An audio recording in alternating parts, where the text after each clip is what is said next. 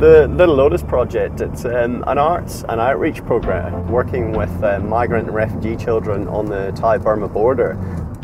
The project really, it all started from photography. I mean, photography is my first love, and we came up with the idea of teaching photography to the kids after being inspired by a doco that I saw. And myself and my friend Josh went out for 6 weeks to work with the kids teaching art and photography. And really from that's where the Little Lotus Project came about.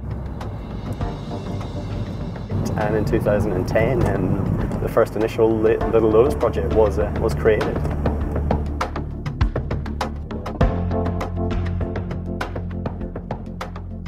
We've got quite a few objectives with the project. I mean, really the main objective is that the kids have an awesome time and that it brings art and creativity into their everyday lives, because it's not part of their curriculum out there. So it's really when we initiate a project like this that they actually get those experiences. Also, by taking the international artists out that are working with us, it means that we've got a chance to really raise awareness of what's happening on the border and why these children and their families are actually out there in the first place. Hi, my name is Cleo Barnett and I am from Seattle and New Zealand. I'm Cheryl from Singapore. I'm an artist and I paint quirky, gnarly characters. It's actually a worm. It's a worm of dreams inside Yog's head.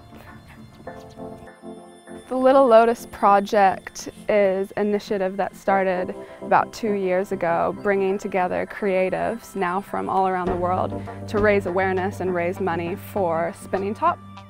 So the outcome of this project is actually to get guest artists to interpret the children's drawings, to raise awareness and also to contribute to kids' welfare and education.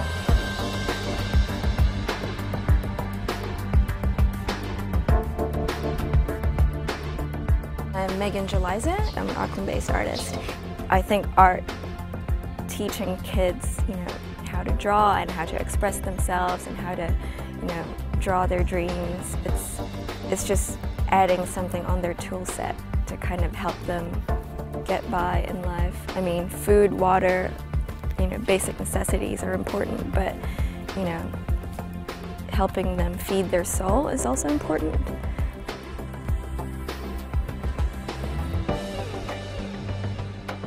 For them to know there's no rules of imagination, that anything is possible, that I think that's what's definitely important.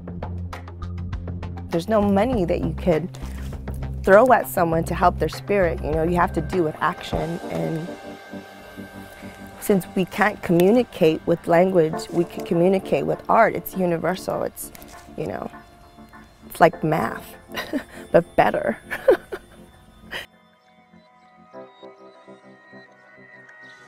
Just before we started work at the school, we took the artists from Little Lotus to meet some of the kids that they were working with.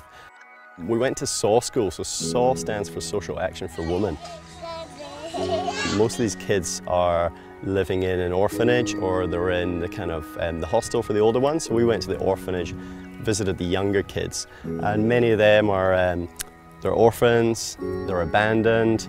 They possibly have been rescued from trafficking, because child trafficking is a big issue in Burma and in Thailand.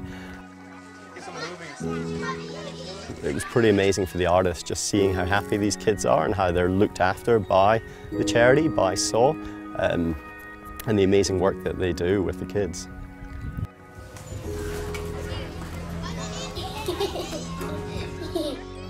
While we were upstairs, we saw a bunch of the children sort of sleeping there. We saw a child with Lyme disease in a hammock, and we asked if he was in pain, and the caretaker said that he was. And so it kind of bummed us out at the beginning, but then coming downstairs and seeing all the children gather to greet us. They're just such a lovely group of kids, just smiling, and we were playing with them, joking with them, sitting, taking photos. So they do a variety of initiatives. They have the school, they have an orphanage, they have a safe house, they have income generation projects, and they just have a lot of different projects that are doing a lot of good out here.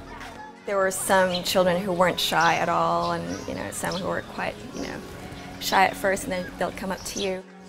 It was really cool, like when we went over there, me, Erin and Jess, who all had tattoos, the kids pretty much swarmed us and kind of pointed our tattoos, trying to rub it off, and just played around us. Gave them a bag of mandarin oranges. They would line up. It was really touching to see them just sort of curtsy before they received the food. It just gave everyone a real good insight into why we're here and what we're doing with the kids and why we're raising awareness for the situation and why we're trying to raise funds. It was definitely one of the highlights thus far. I think that experience sort of punctuates exactly one of the reasons why we wanted to come so far.